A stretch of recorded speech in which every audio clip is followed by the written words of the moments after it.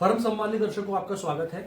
अब स्वाभाविक तौर पर हर एक जो लॉ की पढ़ाई कर रहा है या जो अधिवक्ता बन गया है या बनने वाला है, उसके मन में एक बहुत बड़ा विचार आता है कि ये आखिरकार अधिवक्ता संघ क्या होता है। तो अधिवक्ता संघ मतलब ये होता है कि जहाँ पे एडवोकेट्स काम करते हैं, उनका प्रतिनिधित्व करने के लिए एक बॉडी मतलब यानी कि कार्यकारिणी के सदस्यों का चुनाव किया जाता है, जो अधिवक्ताओं के बीच में से ही होते हैं।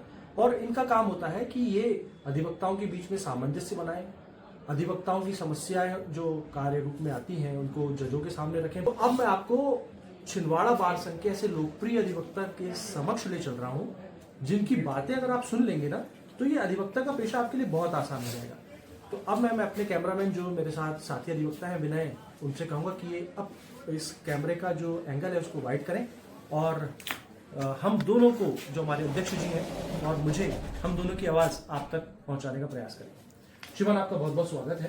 सवाल ये आ रहा है कि अधिवक्ताओं के बीच में आईपीसी और सीआरपीसी के दौर के अलावा जमाना है बीएनएस और बीएनएसएस का। तो इस संबंध में अधिवक्ता इस दोनों नए कानूनों से जल्दी रूबरू हो सके, उसके लिए भी शायद ये कार्यकारिणी प्रयास कर रही होगी। तो ऐसा क्या उपाय है जिससे नया अधिवक्ता बीएनएस और बीएनएसएस को आसानी से समझ सके, उस संबंध में हमारे दर्शकों को बताना चाहिए। देखिए पीयूष भाई, पहले तो आपका बहुत बहुत धन्यवाद कि आपने जिला अधिवक्ता संघ की आवाज़ अधिवक्ताओं तक पहुंचाने का एक प्रयास किया। जिला अधिवक्ता संघ जो होता है वो राज्य अधिवक्ता परिषद के अंडर में काम करता है। इसके तीन वो रहते हैं, एक तो बार काउंसिल ऑफ इंडिया जो भारत लेवल पे होता है, और स्टेट बार जो होता है वो प्रदेश लेवल पे होता है। जिला अधिवक्ता संघ जो रहता है वो जिले स्तर पे कार्य करता है। जैसे हमारा जो जिला अधिवक्ता संघ छिंदवाड़ा है, छिंदवाड़ा और पांडुपना दो जिले आते हैं। अधिवक्ता संघ के अध्यक्ष रहते हुए मेरे को बहुत से अनुभव भी हुए, और उसके तारतम्य में हमने अभी लगातार प्रयास किया कि नए जो अधिवक्ता आ रहे हैं उन अधिवक्ताओं को हम कैसे पहले सुविधा दे सकें। तो हमने पहले कोशिश ये करी कि नए अधिवक्ताओं को ये हमने प्रेरित किया कि आप पहले कोई ना कोई सीनियर अधिवक्ता के अंडर में काम करें। क्या होता है, नए अधिवक्ता आकर के और तत्काल वकालत चालू कर देते हैं। क्या होता है कि जब आपको प्रैक्टिकल नॉलेज नहीं रहता है तो फिर आप पक्षकार को न्याय नहीं दिला पाते हैं। इसलिए आपको पहला तो मेरा ये निवेदन रहता है कि आप कोई सीनियर अधिवक्ता के अंडर में कुछ दिन, साल, 2 साल, 5 साल काम सीखें, ताकि आपको क्या होगा, आप जब उस कार्य में कॉन्फिडेंट हो जाएंगे तो फिर आपको काम करने में मजा आएगा। देखिए, मैं आपको एक बात कहना चाहूंगा। अभी आपने बहुत अच्छी बात अध्यक्ष जी से सुनी। एकदम से आप कुछ भी चीज हासिल नहीं कर सकते, आपको किसी ना किसी सीनियर का मार्गदर्शन चाहिए होगा। जब आप मार्गदर्शन प्राप्त कर लेते हैं उसके बाद आपके लिए वकालत का पेशा आसान हो जाएगा। तो एक पहली चीज तो जो हमारे अध्यक्ष जी ने बताई वो ये कि शुरुआत में किसी भी व्यक्ति को न्याय दिलाने की लड़ाई बिना ज्ञान प्राप्त किए आप हासिल नहीं कर सकते। तो इसलिए आप सबसे पहले योग्य सीनियर का चयन करें। लेकिन अध्यक्ष जी, मैं एक बहुत बड़ी बात कहना चाहूंगा। अधिवक्ता मतलब स्वयं एक फौज हो गया, मतलब पैनल एडवोकेट है, हाँ, मतलब राजनीतिक जो पृष्ठभूमि रखते हैं उनके सलाहकार हैं, मतलब जीवन के हर कोने पर अधिवक्ता प्रभावित करता है। और वो जो अधिवक्ता का पेशा है वो खुद अपने आप में एक लड़ाई लड़ने वाला जाना जाता है। लेकिन उस व्यक्ति का मतलब उन लोगों के, मतलब इतने ज्ञानी लोगों के समूह को लीड करना, अध्यक्ष के तौर पर बनना, ये सर कैसा एक्सपीरियंस है सर? देखिए, अधिवक्ता जो छिंदवाड़ा प्रॉपर में जो है 1500 अधिवक्ता हैं, जिले भर में 3000 अधिवक्ता हैं। इन अधिवक्ताओं का नेतृत्व करना एक बहुत गर्व की बात है, और मैंने इस पोस्ट पे आने के लिए काफ़ी मेहनत करी है, काफ़ी अधिवक्ताओं का दिल जीता है, उनसे संपर्क किया है। मेरा ये कहना है, जिला अधिवक्ता संघ का जो अध्यक्ष रहता है बड़ा गौरव का पद है, और ये बार और बेंच के समन्वय के लिए एक बड़ी कड़ी है। इसमें क्या होता है कि जुडिशरी को भी, पूरे न्यायाधीश गणों को, खासकर डीजे साहब को और जी लोग हैं, इनको और अधिवक्ताओं के बीच में किस प्रकार समन्वय बनाया जाए, एक मेरी बड़ी ड्यूटी रहती है। बात में बार और बेंच के कोई संबंध न खराब हो जाए, इसके लिए मेरे को विशेष ध्यान रखना पड़ता है। मेरी कार्यकारिणी इस बारे में लगातार लगी भी रहती है।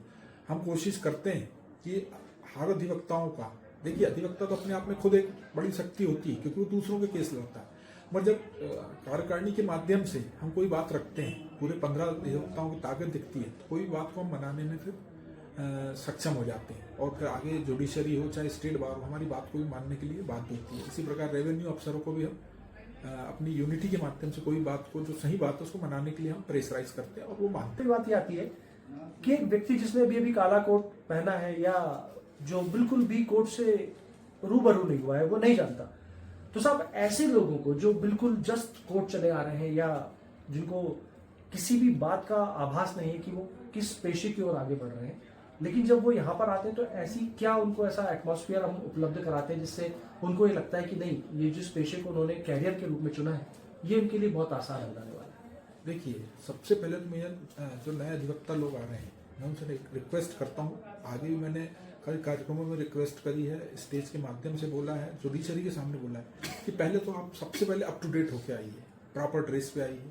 जब अगर आप प्रॉपर ड्रेस पे आएंगे तो आप कॉन्फिडेंस रहेंगे। आपने देखा होगा डॉक्टर भी जब अपने डिस्पेंसरी में बैठता है या हॉस्पिटल जाता है तो अपना एप्रिन पहनता है, तो एक कॉन्फिडेंस आ जाता है उसको कि मैं डॉक्टर, मैं कोई भी ऑपरेशन कर सकता हूँ, कोई भी ट्रीटमेंट। ऐसी मैं अधिवक्ताओं से निवेदन करूंगा कि पहले तो आप प्रॉपर ड्रेस में आइए, पूरा फुल ड्रेस पे आइए जो आपको स्टेट बार से या एडवोकेट एक्ट में बताया गया। उसके पश्चात आप कोई भी केस हो, सीनियर के अंडर में अगर आप कर रहे हैं तो अगर सीनियर कोई केस की तैयारी कर रहा है तो उस केस में आप पूरा पहले तैयार होकर आइए, तब आप अंदर से कॉन्फिडेंट रहेंगे। तो आप न्यायालय के सामने अगर क्रॉस करना है, चीफ करना है या कोई भी फाइनल आर्गूमेंट भी करना है तो आप कॉन्फिडेंट रहेंगे, तब आप अंदर से उस बात को पूरा अपने आप से प्रदर्शित कर पाएंगे और अच्छे से अच्छा परफॉर्मेंस कर पाएंगे। और नए अधिवक्ताओं से मैं फिर एक चीज बोल रहा हूँ कि आते से आप कहीं भी अलग व्यवस्था बैठने की ना बनाएं, जगह टेबल लगा लेंगे उससे विवाद की स्थिति बनती है। तो आपको ये करना चाहिए कि भाई आप कहीं भी नया टेबल ना लगाएं। पीयूष भाई, अभी क्या हमको जमीन दिलाई हुई 14-15 हजार फुट है, उसमें हम कम से कम 6,000 फुट में तिमंजिला मतलब 18-20 हजार फुट का कंस्ट्रक्शन करा रहे हैं, जिसमें बेसमेंट में हम पार्किंग दे रहे हैं और ग्राउंड फ्लोर पे हम कुछ दुकानें जिसमें पोस्ट ऑफिस रहेगा, कैंटीन रहेगी, बैंक रहेगा, फोटोकॉपी है, दीगर और जो सुविधाएं अधिवक्ताओं को चाहिए वो टाइपिंग वाले उनको रखेंगे। कोई महिला बार नहीं है जिससे महिलाएं अपना सेपरेट छुट्टी थोड़ी देर बैठ सकें, अपना रिलैक्स कर सकें, तो उसके लिए हम एक लैट बाथ अटैच महिला बाथरूम भी बना रहे हैं। और सेकंड फ्लोर पे हम जो है 36 से 38 से 40 जैसे भी हमको नक्शा मिलता है तो हम उसके चैम्बर निकाल रहे हैं अधिवक्ताओं के। हम कोशिश करेंगे कि मैक्सिमम अधिवक्ताओं को हम उसमें एडजस्ट कर सकें। तो यहाँ पर अध्यक्ष जी ने एक बहुत अच्छी बात बताई कि छिंदवाड़ा बार में जितने भी अभी अधिवक्तागण रजिस्ट्रेशन कराने वाले हैं उनको आने वाले समय में छिंदवाड़ा बार की बहुत बेहतरीन व्यवस्था मिलने वाली है। लेकिन साहब, अभी मेरा प्रश्न ये है जिससे मैं समझता हूँ कि ये प्रश्न जो है हर नए अधिवक्ता के हित को प्रभावित करेगा। सब बदलता हुआ दौर है, बीएनएसएस की बात हो रही है, तो इसके लिए भी कुछ प्रयास हो रहा है जिससे नए अधिवक्तागण समझ सके कि हम बीएनएस और बीएनएसएस में जो आने वाली व्यवहारिक समस्या है उसको कैसे अपने जीवन से दूर हटाएं। अभी क्या है पीयूष भाई, तीनों एक्ट में भी परिवर्तन हुआ है जी। इसके लिए हम लगातार जो यहाँ पर है जो सीनियर अधिवक्ता हैं उनके माध्यम से एक सर्कल बना के स्टडी करवा रहे हैं। हमने बीच में कार्यशालाएं भी बहुत सी कराई हुई हैं और हम लगातार कोशिश करते हैं कि अधिवक्ताओं के लिए नई नई जानकारी उपलब्ध करा सकें। उसके लिए हम कुछ कार्यक्रम भी करा रहे हैं। एक हमने बीच में ग्रुप डिस्कशन भी रखा था ताकि अधिवक्ता, जूनियर अधिवक्ता कैसे बोल पाए, तो वो खुल के बोलते हैं जूनियर के सामने कोई भी बात को ग्रुप डिस्कशन में, और फिर वो अपनी कोई भी किसी भी सब्जेक्ट के बारे में क्वेश्चन करते हैं और फिर सीनियर उसका जवाब देते हैं। ऐसे हम प्रयास है लगातार हमारा कि हम ऐसे ग्रुप डिस्कशन हुआ, स्टडी सर्किल स्टडी हुई, ये लगातार हम लोग करते रहते हैं और आगे भी। तो अभी मैंने आपका परिचय कराया जिला अधिवक्ता संघ के अध्यक्ष से।